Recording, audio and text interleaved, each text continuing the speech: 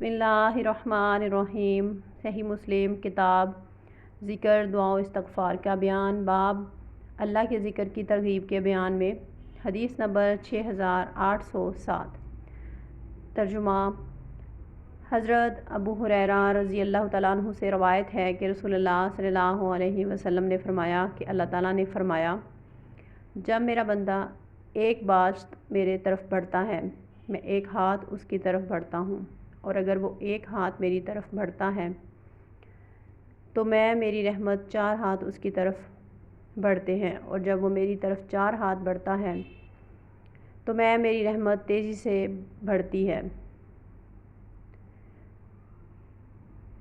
एक और हदीस में सही मुस्लिम किताब ज़िक्र दुआ व इस्तग़फ़ार का बयान। बाब अल्लाह के ज़िक्र की तरग़ीब के बयान में हदीस नंबर 6808। तर्जुमा।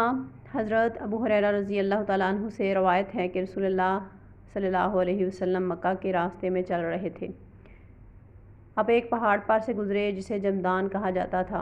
आप सल्लल्लाहु अलैहि वसल्लम ने फ़रमाया, चलते रहो, ये जमदान है।